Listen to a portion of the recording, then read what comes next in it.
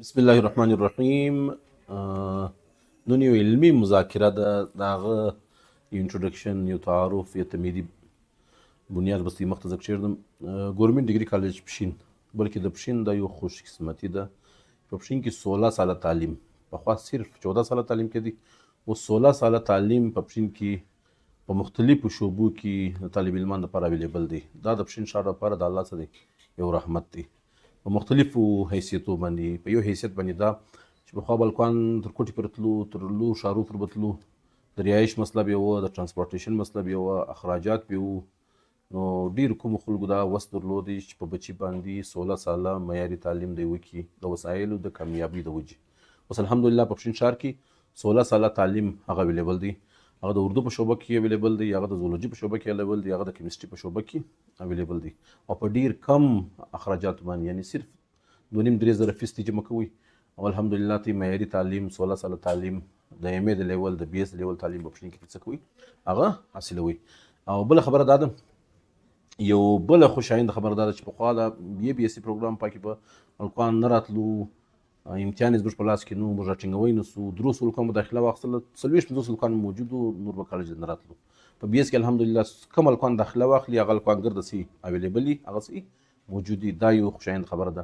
او درېیمه خوشاینده خبره هغه دا ده چې زموږ هغه میوې، هغه درخته نالونه چې موږ لګولي وو، هغه الحمدلله هغه ځای ته راورسېدل چې هغه اوس میوه ورکوي. زموږ د بی ایس هلکان د 8م سیمسټر ته راورسېدل. دا نن مذاکره چې موږ کوو دا د اردو ډپارټمنټ د 8م سیمسټر هلکان موږ سره څه دي، موجود دي. دوی به ځي پر یو موضوع به دوی څه کوي، تحقیق به کوي، ریسرچ به کوي،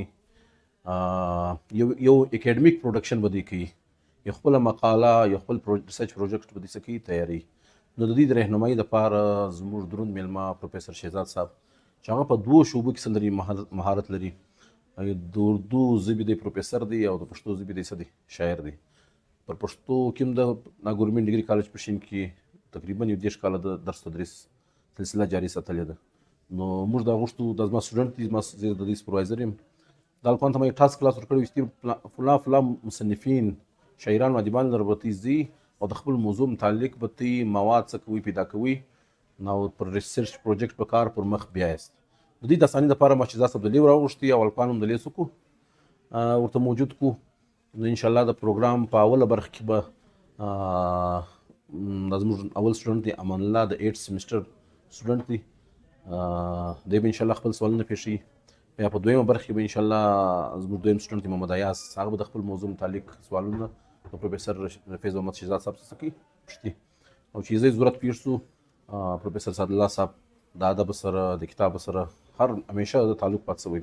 بلکې معاصر مصنفین د اردو ادب په پښین کې څوک پاتې شوي دي، په یوه نه یوه حواله د پروفیسر سعد الله صاحب د هغو سره ناسته ولاړه، د هغو سره تعلق څه شوی دي، پاتې شوی دي. انشاءالله سعد الله صاحب هم خپل انپوټ ځای پر ځای څه کوي، هغه ورکوي. دویمه یو بله خوشاینده خبره دا ده چې زموږ د بی ایس د اردو ډپارټمنټ ریسرچ شروع کېږي. په هغه کې موږ یو کوشش کړی دی، کوشش موږ دا کړی دی چې په پښین کې ډېره د اردو زبان د نثر او د نظم او د شاعري ستوري پاتې شوي دي، لیکن خلک په دې باندې خبر نه دي. زه خپله ذاتي تجربه ته بیانوم چې فیض الرحمن فیضي صاحب د پښین یو مشر شپین ږیری د اردو زبان ادیب لیکوال پاتې شوی دی. دا ماته په خپل مضامین غیر مطبوع شکل کې ماته څه کړي، راکړي دي، هغه زما څومره څه ځای شوي دي. زموږ کوشش دا اوس پر فیض الرحمن فیضي صاحب باندې موږ څه وکړو، ریسرچ وکړو چې موږ اپروچ کړی دی. فیض الرحمن فیضي صاحب چې کوم مضامین لیکلي، کوم کتابونه لیکلي دي، هغه موجود نه دي، هغه اویلیبل نه دي. نو که موږ پر داسې موضوعات باندې چې هغه مقامي موضوعات دي، هغه د پښین سره څه لري، تعلق لري، دا شخصیت په پښین کې پاتې شوي دي، د بی ایس په ذریعه، د بی ایس ریسرچ په ذریعه باندې دا شخصیت موږ دویمه ربط څه کوی سو، را ژوندي کوی سو. د دې چې کوم ادبي اساسه ده هغه موږ پریزرو کوی سو، هغه موږ څه کوی سو، محفوظه کوی سو. نو انشاءالله پر پروفیسر اعظم محمد راز صاحب باندې، پر پروفیسر صاحب حمید الله صاحب باندې، پر پروفیسر عبدالباری یاسیر صاحب باندې، عبدالکریم بریالي صاحب باندې، څه مصنفین دلته پاتې شوي دي. انشاءالله شهزاد صاحب یې مخته د انټروډکشن تعارف هم درته کوي. پر دا ګردو به انشاءالله یو مستقل ریسرچ پروجیکټ هغه موږ انشاءالله پای تکمیل ته رسوو. نو د پروګرام زه باقاعده آغاز کوم. د آغاز څخه مخکې زه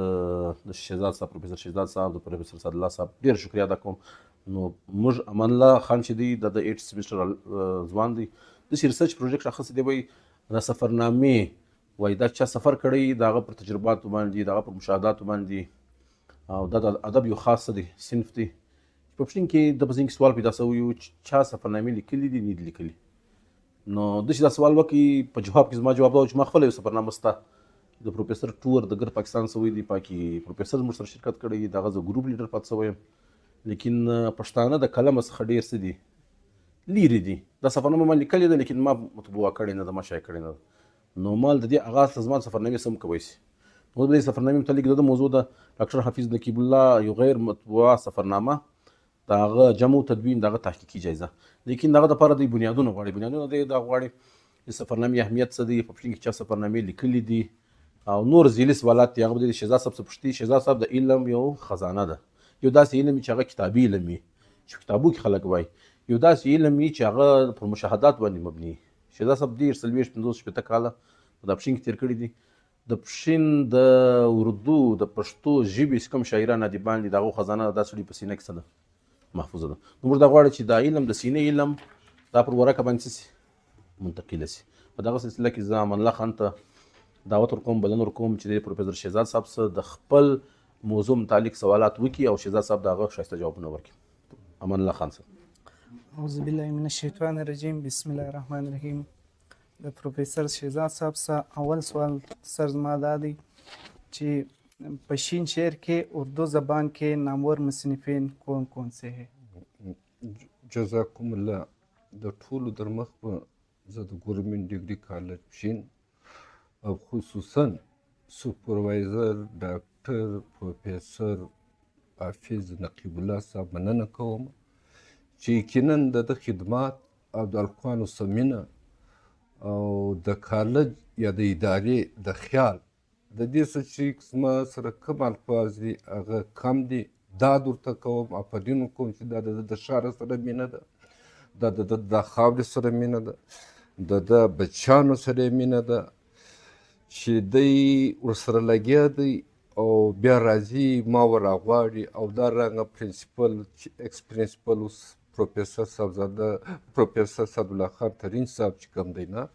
یقینا د کالج سره د ښار سره د خاورې سره د دوی تعلق دی مینه ده او بیا دا تراز بچیان چې زه په زندګي کې اول وار ما هم 10 یا 15 کاله په دا کالج کې تیر شوي دي مختلف پروګرامو کې راغلي دا تراز علمي بیس دا تراز علمي ناسته ما نه ده لیدلې دا د دوی دواړو د پرنسپل سره د ټیم سره چې دا تراز څوک یې پیدا کړلو او داسې ماحول یې جوړ کړي چې هغه کې د سوال و جواب وي هغه دې په او د ټولو در مخ زه دا در وښیم چې د دنیا یا ادب که هغه د عربي دی که هغه د انګریزي دی که هغه د اردو دی که د دنیا د هرې ژبې د ادب د ژوند سره رشته د ادب د ژوند سره تعلق او د ادب هغه مفهوم څه دی ادب چیست دی شاعري چیست لیک چیست دی ادب د ژوند هنداره وي ادب د ژوند آینه ده ادب د ژوند تفسیر دی او د ګرانو سوالو جوابات د ګرانو سوالو و جوابات د تفهیم دپاره د اسانۍ دپاره ادب چې کوم دی تخلیقیږي او داسې په دنیا کې داسې ژبه نشته نه داسې قوم نشته داسې خاوره نشته چې هلته د ادب نه وي بلکې د ادب متعلق دا ویل شوي دي د رایټر د ادیب وایي که تاسو یو داسې معاشره یو داسې ټولنه یو داسې ملک چې تاسو رسایي هم نه ورته کېږي تاسو ورتللی هم نشئ او د هغه معاشرې دغه ټولنې نفسیات یا رجحانات یا تاریخ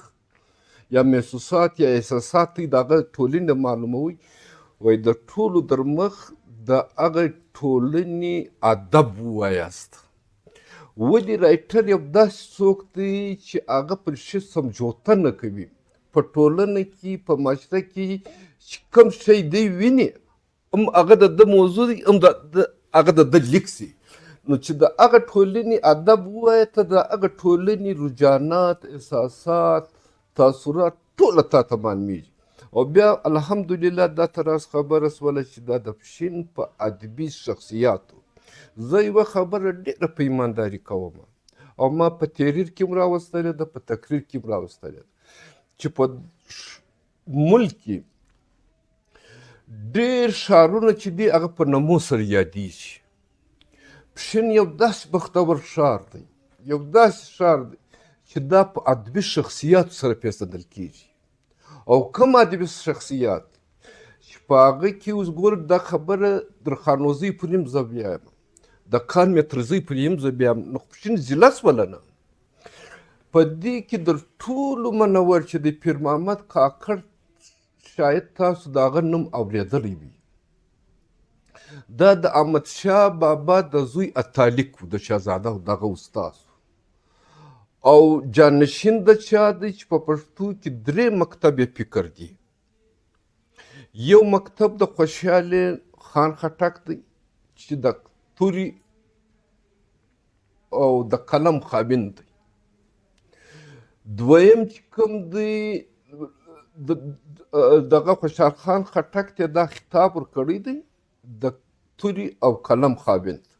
یو به دا خطاب دی. یو که ستاسو څه پوښتنه وشي چې د پښتو ادب لمر څوک دی، هغه خوشحال خان خټک دی. دا 3 خطاب دي. د ده د چې کوم دی نه مزاحمتي شاعري ورته وایي او په دنیای ادب کې درګردو ژوندی ادب چې دی هغه مزاحمتي ادب دی او د مزاحمتي ادب په پښتو کې دا د خوشحال خټک دی چې دغه را روان دی بیا څوک نه 4.5 کاله بعد غالبا بیا دغه تاج موږ د قاضي ملا عبدالسلام اشیزي پر سر وژدو چې دا د دې خاورې نماینده وګرځېدی، چمن اوسېدونکی دی.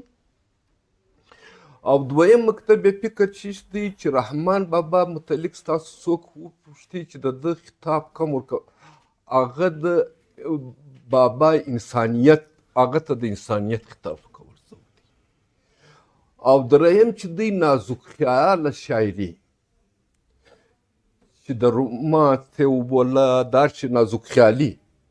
دا د کاظم خان شیدا دی. دا 3 مکتب فکر موږ لرو. حمید بابا وبخښ، د حمید بابا جانشین چې دی کاظم خان شیدا دی. د کاظم خان شیدا جانشین چې دی چې زه پښین ته راولم هغه پیر محمد کاکړ دی. دا د نن هر شاعر چې کلم راخي څه لیکي دا 3 مکتب فکر دی، یا به د خوشحال پر لار ځي، یا به د رحمان پر لار ځي، یا به د حمید بابا پر لار ځي. دا 3 مکتب فکر دی. یو او دویم چې ما دا خبره وکړه چې مال پښین د په ادبي شخصیاتو پېژندل کېږي، په هغه کې د علامه عبدالعلي اخندزاده دی. او زه یو دا خبره وکړم چې علامه عبدالعلي اخندزاده ته پښتنو ته او پښتو ادب ته او تاریخ ته یو داسې نایابه کتاب دریافت کړي چې په هغه باندې د پښتنو تاریخ ثابتېږي. هغه چې شوه پټه خزانه هغه کتاب، هغه تذکره ده، هغه کتاب دی چې په دې باندې د پښتون نسل د پښتو ژبې تاریخ دی چې هغه کتاب پښتانه 5,500 کاله مخني ښکاره کوي. دا د پښین په خاوره تللې راغلې ده او دا دریافت کړې علامه عبدالعلي اخندزاده ده او در چا یې رسولې ده چې بیا کې ته د علامه عبدالله حبیبي هغه بیا اوس لوی جنګ سره روان پر دغه کتاب دی. نو دا تعلق دا اعزاز هم پښین ته وراسي، دا پټه خزانه ده. بیا د ده سره چې حصر دی او چې د مزاحمتي شاعري حافظ خان محمد دا هم د خانوزۍ دی. او د حافظ خان محمد هغه څوک دی چې د کوټي دغه جامع مسجد چې دی د پنجابي جامع مسجد دې ته مخامخ یو دکان بلوچستان بوک ډیپو چې بیا باید کې د حافظ بوک ډیپو سلو دا هغه قیمتي ناسته ده، دا هغه قیمتي دکان دی. نو د پښتو څه د ضلع څه ده چې زه د پښین اهمیت تر ورشه د داخل چې ما پښین په شخصیاتو سره پېژندل کېږي. دا هغه دکان و چې دې دکان ته به د ګلستان څخه خان عبدالصمد شهید خان عبدالصمد خان بابا به د ګلستان سره دا دکان ته راتلی. دا هغه دکان دی چې د چمن څخه به ملا سلام ملا قاضي عبدالسلام اشیزی صاحب عدالت ته راتلی. دا هغه دکان دی چې د خانوزۍ څخه به علامه عبدالعلي اخندزاده راتلی. دا هغه دکان دی چې د پښین څخه به صاحبزاده حمیدالله صاحب، عبدالکریم بریالی صاحب او راز محمد راز صاحب او عبدالباري اسیر صاحب په دا دکان کې د پښتو ادب دپاره، د پښتو ژبې دپاره، د پښتون قام دپاره، د پښتون د روان نسلو دپاره هغه ژړاوې، هغه مجلسونه، هغه ګیدرینګ شوی دی چې څوک یې تصور نشي کولی. په دې چې په دغه دکان کې د پښتانه وطن کې دا وطن کې چې اوله مجله چې موږ رساله ورته وایي د ګلستان په نامه په دا دکان کې تجویز شوې ده. او خان شهید هغه شخصیت دی چې دا پښین چې ضلع و ګلستان په پښین کې و. بابا صحافت چې د بلوچستان کې د صحافت بنیاد و آغاز کم دی د خان شهید یې دی او د دغه حافظ خان محمد صاحب په دکان کې دا تجویز شوی دی. استقلال اخبار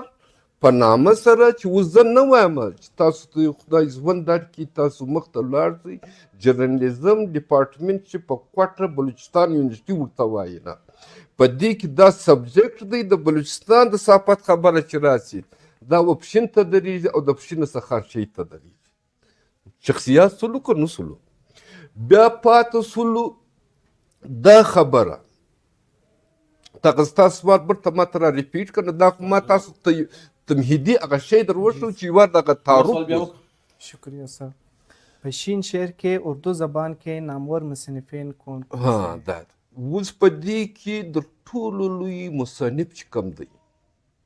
هغه صاحبزاده پروفیسر صاحبزاده حمیدالله صاحب دی. یو سل نه کتابونه د ادب چې څومره عنوانات دي، څومره اصناف سخن دي، داسې پاته نشته چې پر هغه موضوع دي د صاحبزاده حمیدالله صاحب کتاب نه وي. په سیرت نګاري شته، پر تاریخ شته، پر ادب شته، په شخصیاتو شته. یعنې دی د پښتو شاعر هم و، د اردو شاعر هم و، د انګریزي شاعر هم و، د عربي شاعر هم و،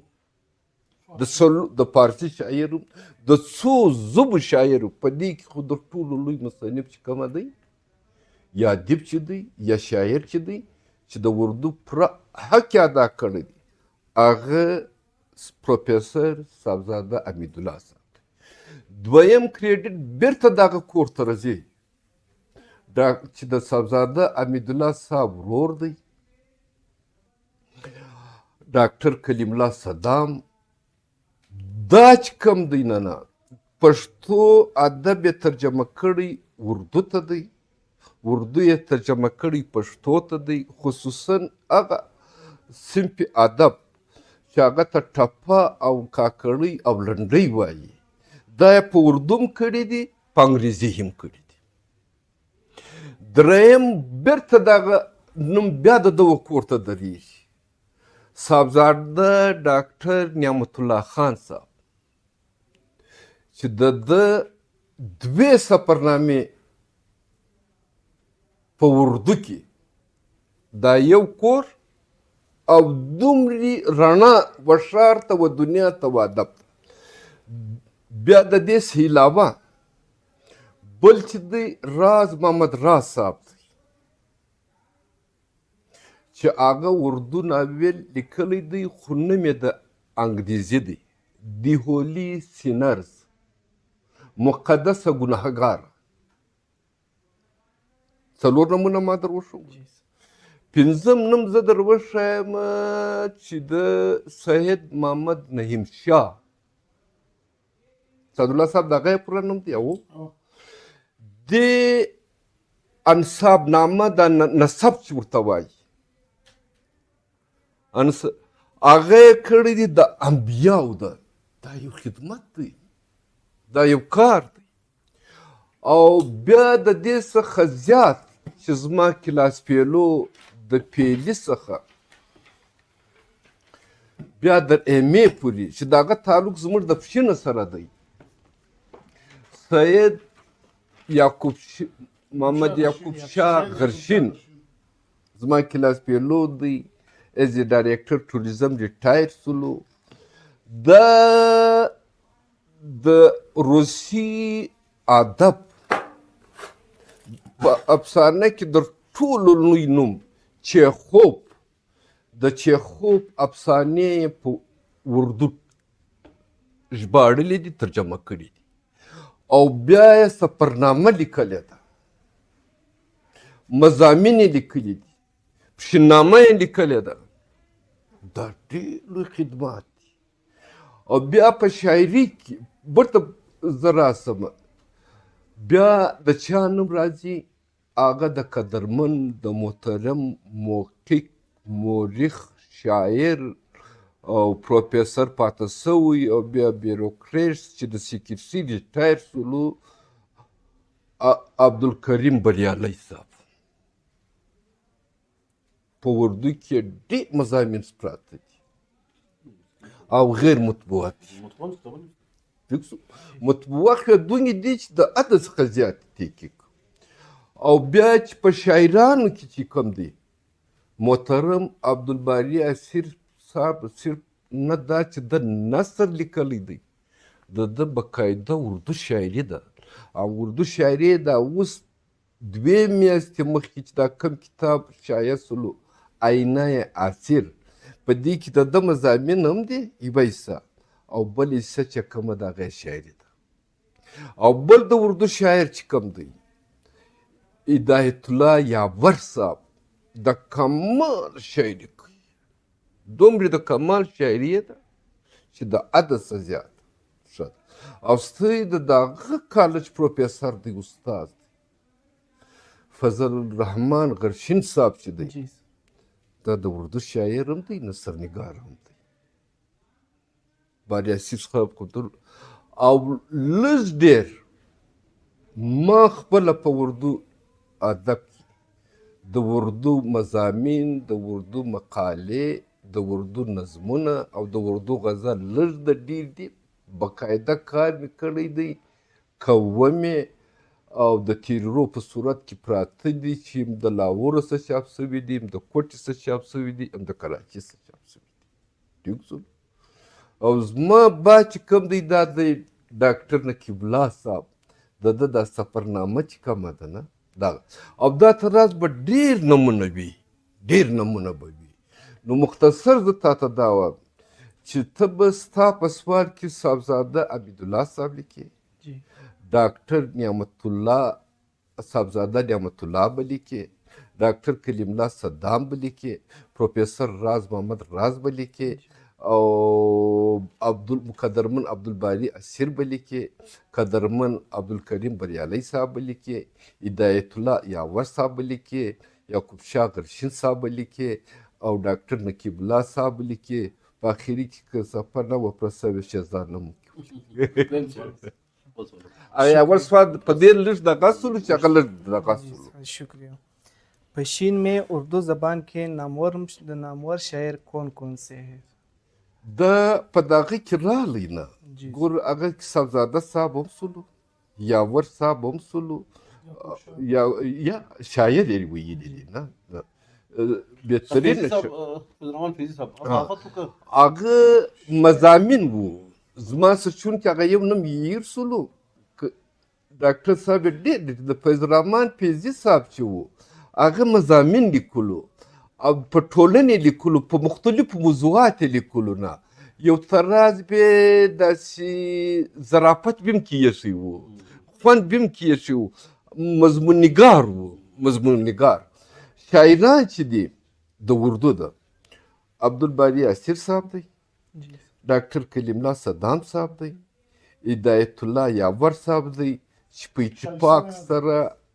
درې سره ورونم دي او درې سره چې کوم دي سند یافته شاعران دي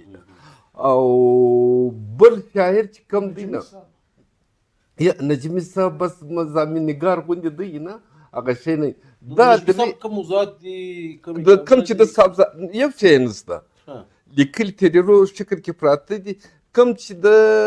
فیض الرحمن فیضي صاحب مزاج وو هغه دوی دواړه سره ملګري وو او د نجمي صاحب حیات دی ژوندی دی جی ټیک تو درې نمونه دغه دي او بیا چې په چاپ صورت په تحریر په صورت چې په صفو کې راځي د دې څه په زر امان تنها صاحب ولیکي چې په اخبار کې د چاپ غزل راځي نظم راځي او پنځه نوم بیا زما د ورسره ولیکل چې نظم او غزل دواړه زما د په پرکچا څخه ډېر مضامین دغه لیکلي وو ډاکټر پرکچا صاحب نه مضامین هغه زه په پښتو کې راولم یو دی ډاکټر پروفیسر برکت شاه صاحب د دغه کالج سټوډنټ دی 4 کال د دغه کالج کې تیر کړي دي دا اوس د سوموار یا د جمعرات په ورځ چې د جنګ اخبار څخه کوم ادبي صفحه ووځي په هغې کې یو لیکاري د ډاکټر برکت شاه صاحب دی پښتو محفل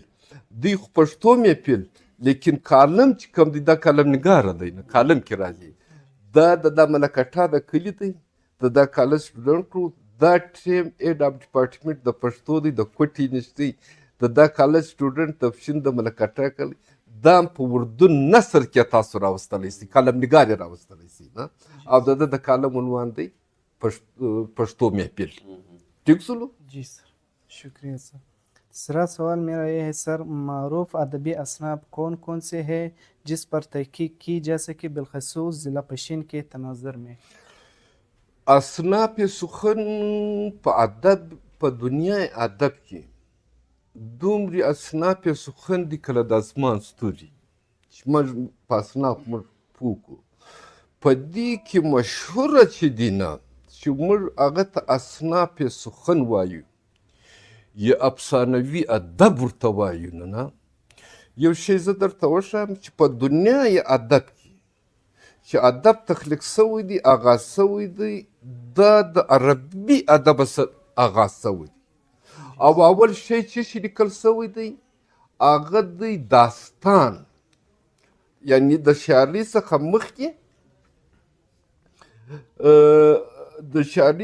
مخکې نثر شروع سوی دی او د کومه ځای شروع سوی دی د کومې ژبې څخه شروع سوی دی د عربي څخه الف لیلة و لیلة یو چې موږ دا ورته ووایو چې دې ته موږ نقل ویلی شو 1000 اور 1 رات دغه دا داستان ولې و چې په دنیا کې هر انسان چې دی د ورځې ستړیا لري ستړی سي بیا چې د خپل ستړیا دی ختم کوي د ځان د ذهن د فکر لپاره چې دی راحت غواړي یو شغل خو غواړي کله د نن چې د ټي وي ده موبایل دی هغه دنیا خو داسې نه وه بیا به دی ماخستن وخت دا نقلونه کولو دغه نقلونه چې کوم وو دغه یو نقل د عربي ادب ده چې د دې څه بیا دغه ترجمه کولو زما چې اوس نه مې رسولو لندنی و بیا یې ویړو دنیا ادب ته لندن ته چې هلته به د یوې شپې دا کیسه په بالکوني کې لاندې به خلک ورته ناست وو ده به دا ورته ویلو هغه نو دلته چې کوم دی د نثر د دنیا څخه ادب شروع سوی دی بیا تاسو المشهور اصناف سخن د 1857 پورې په تمامه دنیا کې صرف دغه یو نثر د یو صنفي ادب را روان و داستان بیا په 1857 کې د دې د داستان ترقي یافته شکل چې رالی هغه ناول رالی NOVEL د دې لغوي معنا چې وګورې د دې معنا هم دا ده نوی نرالا انوکا عجیب ولې مخکې د دې نه و دا د انګریزي ادب تخلیق اول ناول نګار بیا دنیا ادب ته لاړ دا دوه ټیک سول بیا دغه دویم شی چې و دغه هم نثر دی. دریم شی چې رالی یعنې ناول د داستان ترقي یافته شکل دی. اوس که زما څه لږ ډیټیل وغواړې زه بیا داستان هم بیانولی شم ناول هم بیانولی شم. د داستان تعلق چې دی بس مختصر هغه د اورېدو څخه دی. ټیک شولو؟ په دې کې د حق او د باطل جنګ وي. اینډ چې کوم دی نه باطل له منځه ولاړ سي حق یې وګټي. دا د داستان هغه دغه ناول چې کوم دی نه هغه د پوره زندګي هغه رایټر چې دی د پوره زندګي احاطه کوي. په دې کې بیا اقسام دي. تاریخي ناول وي، مذهبي ناول وي، فکري ناول وي، رومانټیک ناول وي، حتی اوس خو داسې شو چې ساینسي ناول لاسته او تاریخي و چې و. خو په دې کې در ګرد زورور ناول چې دی هغه فکري او نظریاتي دی. بیا د داستانه څخه بعد چې دریم شی دنیا ادب ته رالی هغه بیا د انګریزي ادب سره رالی. شارټ سټوري چې ورته وایي، په اردو کې هغه ته ادب وایي، په پښتو کې هغه ته کیسه وایي او افسانه ورته وایي. افسانه چې شته د حقیقي زندګي د حقیقي زندګي د یوې حقیقي پیلو ذکر کول بیانول. بیا ډرامه سوله. ډرامه چې کومه ده نه هغه د یونان سره ده چې موږ ته ناټک هم ورته وایو، په اردو کې هم ناټک ورته وایي. هغه بیا د لیدو سره تعلق لري، کردارو سره تعلق لري. و دغه څلورو ته داستان ته، ناول ته، افسانې ته، ډرامې ته، دې ته افسانوي ادب وایي. د دنیا په هر ادب کې و دغه څلورو شیانو ته نه افسانوي ادب وایي. او اصناف سخن چې دي مشهوره کله با چې دا د ښکاره کړو دا به اصناف نظم ته راځي. اصناف سخن خو ګرده دي. د هغه ابتدا چې کومه ده اصناف سخن کې اول حمد دی، بیا نعت دی، دریم یو شی زما خیال ډېرو ته به نه یو معلوم هغه ته منقبت وایي د نعت بعد. اوس ګوره حمد کې د الله جل شانه صفات بیانېږي، په نعت کې د نبي علیه صلات وسلام سره. منقبت چې کوم دي کله دا صحابه، ولی الله، نیک خلک د دې په شان کې چې شاعر کم نظم لیکي کم شعر لیکي دا ته منقبت وایي. ده بیا رباعي ده، بیا غزل ده، نه د منقبت بعد بیا غزل ده، بیا قصیده ده، بیا مصنوعي ده، بیا چې کومه دی گیت دی. دا رنګه ډېر خو دا نظم بیا برته په دوو حصو سي. و دې ته حصه نظم وایي. یو خو زه دا وروښیم چې په دنیا ادب کې د ادب صرف دوې حصې دي. یوه حصه یې نثر ده، یوه حصه یې نظم ده. او په نظم کې کوم شیان راځي کله دا ما چې درته وویل پیروډي هم په دې کې ده، گیت هم په دې کې دي. برته په دې کې دویم حصه چې راځي نظمې راځي، نظمونه چې آزاد نظم دی، موران نظم دی، پابند نظم دی. دا یې در ګور اصناف اوس په دنیا کې اوس ګوره شکسپیر چې دی د ډرامې په حواله مشهوره دی، او کیش چې دی د شاعري په حواله دغه دی، او چیخوف چې دی د روسۍ د افسانو په حواله معروفه دی، او موفسا د فرانس ته دی، دا بیرته د افسانو په حواله دی. بلزاک د فرانسوی دی،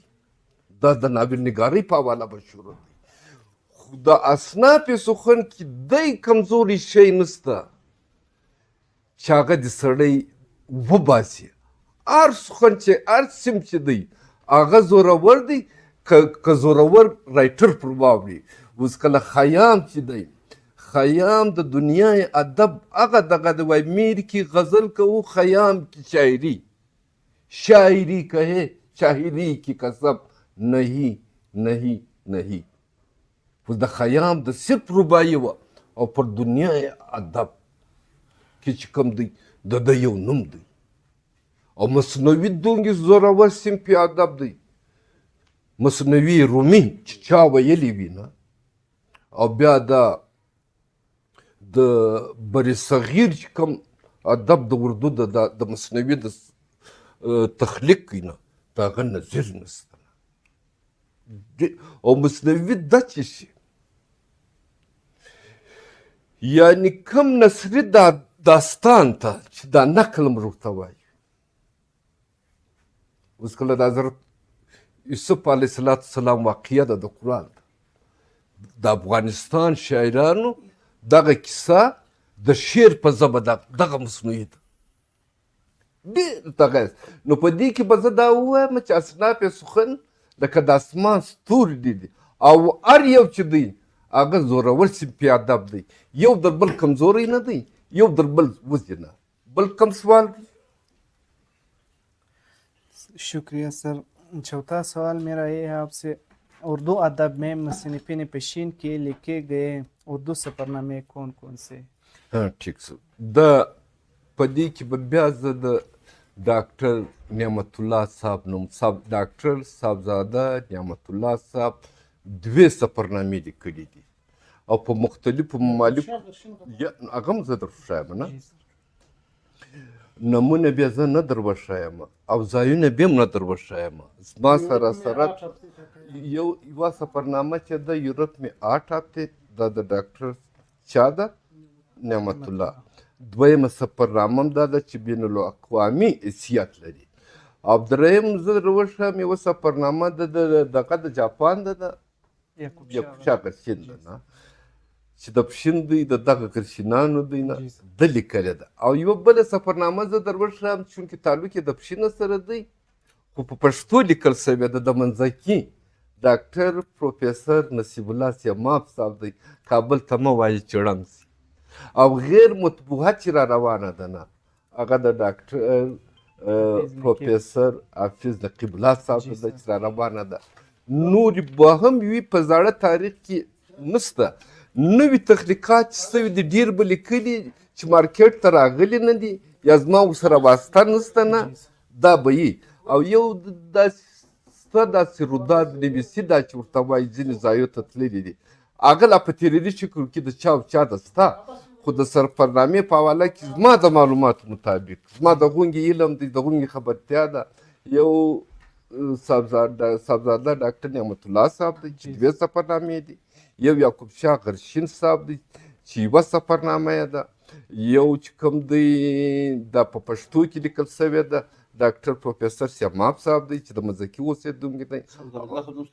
او د صاحبزاده حمیدالله صاحب بیخي شته د هغه دم شته د مدینې سفر دی نه د هغه دم شته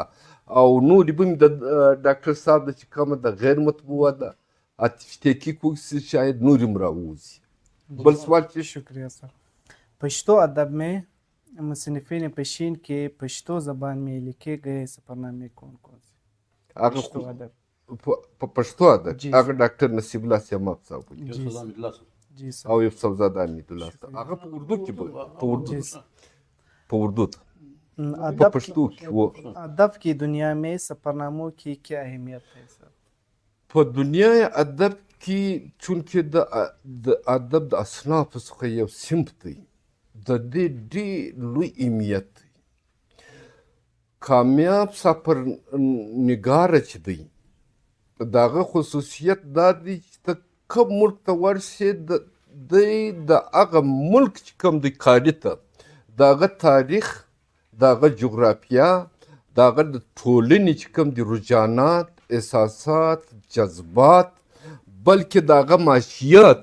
د هغه قوت د هغه طاقت د هغه علم د هغه سیت د هغه ژوند د هغه زندګي دا ټوله تا ته کله د فلم د یو کهانۍ په شکل کې درښکاره کوي چونکې دی د هغه ملک لکه آینه یوه حصه یې تا ته درښکاره کوي بلکې زه دې ته دا سفرنامې ته دا ووایم چې دا د تاریخ هم یو حصه ده په دې چې هغه ملک په کوم وخت کې آزاد شوی هغه خاوره او جغرافیه د کومه وخت سره د دی دا یوه نقطه درښکاره کوي دا یوه ګوشه درښکاره کوي خو د سفرنامې یو دومره لوی اهمیت دی چې د موږ د یو خاورې د یو جغرافیا دغه د اوسېدونکو په رواج، په مراسم، په تعلقات، په معاشیت د دنیا په هر شي مې خبره یي. او سړی دومره خبر چې کله تاریخ چې وایه نه بیا دا ژوندۍ بڼه شوله، نو هغه شی چې ته وایه نه صرف یې وایه نه، ته داسې محسوسوي کله زه چې د ده سره روان یم، کله زه چې د ده سره هلته یم، دا تره کله آینه چې ته کې نه یې او ته کې یې. نو د سفرنامې دغه اهمیت دی. जी सर शुक्रिया। उर्दू अदब में मशहूर सफ़रनामे कौन कौन से हैं सर? په دې کې شهابنامه چې کومه ده जी قدرت الله autobiography او نه په هغې کې یو باب هلته شامله دی چې په هغه باندې دا مصنفي دي. اردو ادب خو یو دومرې په دې حواله غني دی چې داسې رایټر یې نشته نه چې هغه د سفرنامه نه لیکه. دغه جهاندیده دا درګود دغه ده، هغه یو هغه بل سفر در سفر دغه او اختر چې زما خوښ دی چې یو ادبي دی او ما ته خوند اختر مومونیکا دا یو رایټر دی پیرس 100 کیلومتر در 10 واره زیاته ما ویلې ده نه. او د اردو ادب و سفرنامو ته و نمو ته رسېدل کتابونه غواړي، هغه د ټرین سفر غواړي، هغه په سفرنامو کې د هغو ادب چې دی د هغو ادبي دنیا چې ده هغه په دغه باندې غني ده نه. نو که زه نمونه نه واخلم هم شاید ډېر نمونه دا ټیم زما په ذهن کې نه وي. نه بیخي نشته نه. کله سعدالله صاحب هغه یو نوم در وښایي بیرته نه میرتقي دغه مولانا یا دغه مولانا چې جاندیده تقي عثماني دغه ډېرې خوندورې دا مذهبي هم دي، تاریخي هم دي، تاریخي مقامات هم کې بیان کړي، دغه خلکو سره ملاوي په سفرنامه کې. خو نو دا یې نه ګرد په سفر کې لیکلی، په سفرنامه کې دی د سفرنګار چې کوم کله سر چې وویل سعدالله صاحب په سفر کې دی په هوټل کې هم کښېنستلی دی، دی په مسافرخانه کې هم دسوی دی، دی په جاز کې هم تللی دی، او دی چې کوم دی هلته پارک ته هم تللی دی، دی په ښارو کې هم ګرځي. تا ته دغه چې خو اردو ادب کې زه د یوه نوم نه شم اخیستلی چې کومه یوه ښه ده نه، مذهبي یې جلا دي، تحقیقي یې جلا دي، تاریخي یې جلا دي، خو بیخي بې شماره دي. जी सर ٹھیک बहुत शुक्रिया बस सर।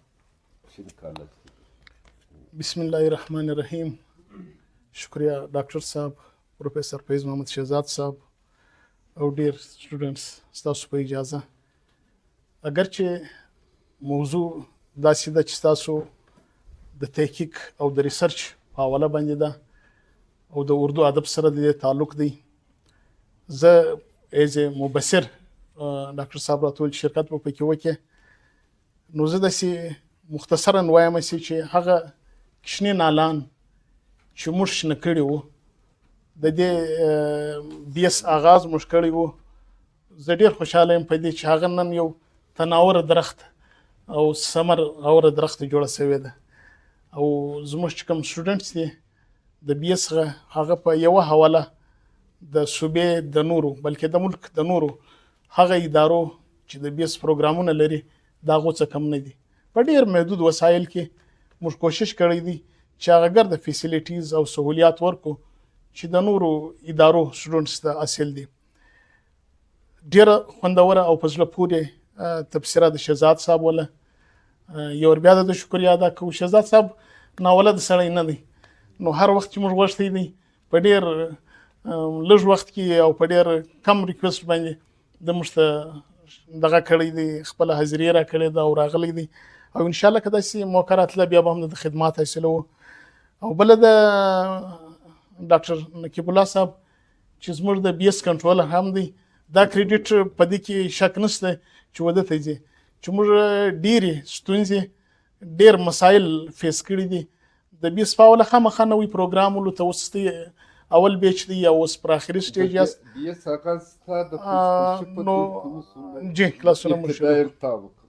نو اوس په هغه کې موږ ډېرې ته معلوم دي چې د هغه کې د اډمیشن مسله به وله ډېر زیات اډمیشن به اوس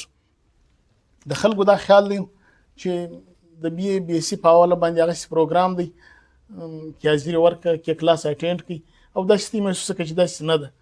دلته به حاضري لازمي وي دلته به کلاس لازمي وي دلته به اساینمنټ موجود وي او دلته به کوشش موږ دا کړی دی چې انشاءالله ډېر امپارشل پاتې سوي یو یعنی که زموږ سټاف دی د ټیچینګ په حواله د مارکینګ په حواله کم از کم د چا سره به یو زیادتي موږ نه د محسوسه کړی او کم لږ شک پر راغلی دی پر هغه ځای موږ د هغه د کنټرولېدو کوشش کړی دی اوس آیا مذاکرې له به راسمه سي دا شاید زما خوشقسمتي وي زه په داسې حواله نه شاعر یم نه رایټر یم خو ځینې شخصیات داسې دي چې د هغو سره زما ډېره نږدې ناسته پاسته سوې ده او څه مو د استادانو په درجه کې دي شهزاد صاحب مو د ملګرو په حیثیت نو صاحبزاده حمیدالله صاحب خوږ سړی ولو د 50 ژبو شاعر ولو زما په استادانو کې شمارو لیکن چې کله به هم زه د دکان ته ورغلم د لیدی وایس پرنسپل هلته به ورغلم یعنی ډېره مینه یې موږ کړې ده او ډېرې زده کړې موږ جن کړي دي د هغه علاوه عبدالباري اسیر صاحب سره هم زما یو داسې تعلق پاتې سوی و چې زما پوسټینګ د باندې و په پښین کې نه وم هسې نو د ګرمۍ په چټیانو کې چې به زه 3 میاشتې رالم نو که هره ورځ نه وله دویمه درېیمه ورځ زما د ده سره یو ناسته کېدله پر ډېرو موضوعاتو سره ګایدلو د هغه علاوه کریم بریالي صاحب موږ ته ډېر نږدې سړی و پړوس مو د بابا دوست مو اوس چې هم میلاو شي په ډېره مینه میلاوي شي یعقوب شاه غرشن صاحب هغه ډېر نږدې څوک دی موږ ته ځوان رایټر دی تکړه رایټر دی په اردو ادب کې یې ډېر خدمات دي په پښتو یې لیک کړی دی باوجود د دې چې دا یو داسې ډپارټمنټ سره ولو چې ایجوکیشن نه ولو د خدمات ډېر دي په پښتو کې هم په اردو کې هم فیضي صاحب په بزرګان کې شمارل کېږي د سره زما ناسته سوې ده نجمي صاحب موسی صاحب د دوی یو ټراینګل ولو موسی صاحب ریټایر ډي ولو او نجمي صاحب فیض رحمان فیضي صاحب یعنی ډېر مشهور شخصیت له دوی سره هم زما ناسته ولاړه نعیم آزاد صاحب زموږ نعیم شاه آغا صاحب سید نعیم شاه آغا صاحب د ډاکټر صاحب پلار دی د کلیم الله شاه صاحب د پلار دی بابا یې ولو یعنی ډېر دغه سړی و دی خو ډپټي کمشنر ریټایر سو او بهرحال زموږ یو تعلق ورسره ولو چې دی ریټایر سو د هغه بعد هم بیا ډېره ناسته ولاړه سوه د اوس به سفرنامه دلته څه ذکر وسوله زه په خپله ډېر سفرنامې شوقي پاتې سوی یم یو داسې ځای زما پوسټینګ و چې هلته اخبار نایاب ولو 2 بجې به اخبار رسېدی 3 بجې به اخبار رسېدی نو زموږ کوشش دا ولو چې خاص کر په ویکینډ باندې چې هفته د سبا اتوار دی نو به موږ لایبرري له ورغلو 2-3 کتابه موږ راواخیستو په هغه کې به خامخا سفرنامه په څه نه څه شکل کې موجوده وله او سفرنامې خوند جلا خوند ولو یعنی هغه دغه کمال دا ولو د رایټر چې تا داسې محسوسوله لکه ته چې ورسره رایې دا سفر ته هم وکړي دا ګره دې په سترګو ولیدل د پښتو زما خیال اوله سفرنامه شوق افضل شوق د افضل شوق هم 2-3 سفرنامې ما ویلې دي زیارت دغه و داسې چوتیره غالبا نو په پښتو ادب کې زما دا خیال دی شهزاد صاحب د دې تصحیح کوي چې اول ور سفرنامه در مخه استاد دغه لامسته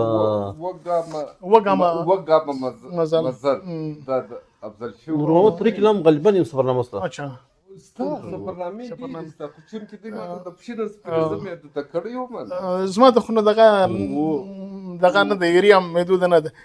د دې سفرنامه اهمیت ما څه دغه کله شاید ویلې به هم ډیر د ساينس او ټکنالوژي چې رااله خاص کر لپټاپ رااله موبایل رااله بیا هغه زموږ لاره بدله کړه ټریک زموږ بدل شو دغه بجای د خاطر واوښتلو نو زیات وخت شاید تاسو بیا ورکوي موږ هم ورکو دغه ته او په دنیا ادب کې شهزاد صاحب خبر په روسي ادب دا وینه چې ما څه ویلې دي یا مو دغه کړی دي دا ډېر د خوند ډک ادب دی او د دې خوشقسمتي دا ده چې په اردو ژبه کې هم ډېرې ژباړنې شوي دي په پښتو کې هم سوي دي لکه څنګه چې د یعقوب شاه قرشین مانوم واخیستي د دغه کړي دي په دې کې خو نو مشهور زمانه چې خوب دوستو پسکی اور اردو کې منټو نو زه په دې ډېر خوشاله یم چې وینې ستاسو دلچسپي پر خپل ځای برقراره ده او چې کوم موږ توقعات لته ساتو چې کوم د زموږ پروډکشن دی کوم موږ سټوډنټس دي دا مارکیټ لا راشي پکاري په معیار پرې ډېره مننه ډاکټر صاحب دغه زه اوس کوم ډاکټر صاحب اورئ نه چې عالمي ډاکټران د عالمي ادب ډاکټران چې کوم دي نه دا ډېر شیان چې دي د پښین خلکو چې کوم دي د پښین ډاکټرانو ترجمه کړي دي لکه یعقوب شاه چې روسي ادب ټرانسلیټ کړی ترجمه او عصمت زهیر چې دنیا ادب کې د ټولو ښایسته نوم دی خلیل جبران د لبنان ویاړ د عصمت زهیر د دغه پښین د دوی د پښتو ترجمه کړي یو سوال ته داسې جوړ کړي چې د پښین هغه ډاکټران چې عالمي ادب یې ژباړلی دي په هغه کې بریالي صاحب هم راځي په هغه کې صدراعظم صاحب هم راځي په هغه کې د نوم ځوانان هم راځي انشاءالله موږ اراده خو دا وه چې دا پروګرام پر دوه حصو مشتمل دی دا یو پروګرام دونه خوندور وسو دونه اوږد وسو چې زموږ سره قطعا ګنجایش نشته چې دویم پروګرام موږ آغاز وکړو نو انشاءالله را روان پیر په ورځ باندې به زموږ یو بله موضوع یو بل ریسرچ سکالر دی ایاز صاحب هغه پر عبدالباري اسیر صاحب د اردو ادبي خدمات کوم کتابونه لیکلي دي کوم مضامین دي انشاءالله پر هغه به دوی تحقیق کوي هغه به راژوندي کوي هغه به د کتاب په شکل کې راولي پر دې به بیا یو مذاکره کوو انشاءالله را روان پیر ورځ به کوو او انشاءالله او خدای کله پروګرام به وي د نن پروګرام متعلق څوک اظهار خیال کول غواړي هغه اظهار خیال کولی شي نن پروګرام متعلق څوک اظهار خیال ډیره مننه سر موږ درګور د اول د ډاکټر صاحب حافظ نقیب الله صاحب موږ ډیره شکریه ادا کوو چې زموږ دپاره دا پروګرام چې کوم دی هغه تیار کړي او تیر راوغوښتلې ستا هم ډیره مننه سرجي چې موږ ته د خپل دا قیمتي وخت راکړئ موږ ستا انتهایی ډیره شکریه ادا کوو او بله خبره سر ستاسې چې کوم زموږ امید و ماشاءالله در هغه څه زیات موږ ستاسې ډېر شیان زده کړلو یقینا موږ د حافظ صاحب څخه اورېدلي وو چې ته خزانه بالکل موږ ومنله چې در خزانې لا پاک وایه ډېره مننه سر الله دې قدر وکړي ډېره مننه د ګردو شکریه را روان پیر په ورځ بیا به ته انشاءالله موجود حاضر یاست بیا به د هغه رنګه شي یا به شهزاد صاحب موږ په منځ کې موجود